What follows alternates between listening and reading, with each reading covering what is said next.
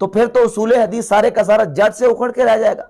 मुहद्दिसीन ने रिवायतें बयान करने वाले, हदीसें बयान करने वाले रावियों की जान गुजार दी हैं। और जो बंदा नेक मुत्तकी परहेजगार भी होता था लेकिन वो हदीस बयान करने का अहल नहीं होता था, उसे हदीस नहीं लेते थे, चाहे जाए कि वो गुमराह बदमज़हब और कुफरिया अकीदे रखने वाला हो। मैं उसकी एक दो मिसालें सही मुस्लिम से पेश कर देता हूं। ये सही मुस्लिम है और इसकी रिवायत नंबर है 32 सही मुस्लिम के मुकदमा की। इमाम अब्दुल्ला बिन मुबारक रहमतुल्लाह अलैह, जो कि इमाम आज़म अबू हनीफा रहमतुल्लाह के शागिर्द भी हैं, रिवायत नंबर 32 है, इमाम मुस्लिम लेके है।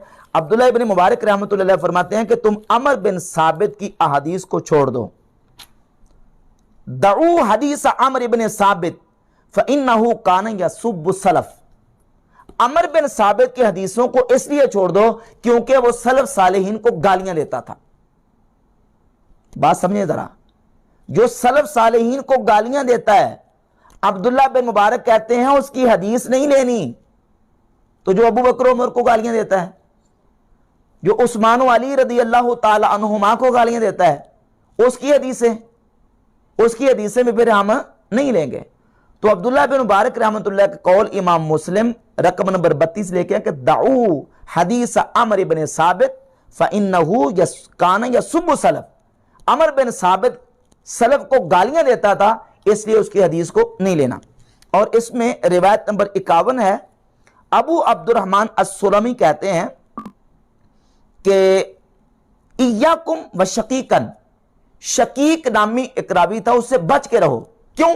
इसलिए कहा कि हादा यरा रायल खवारिज, ये खारजियों की राय रखता था, वो अकीदे का खारजी था, इसलिए शकीक से बच के रहो।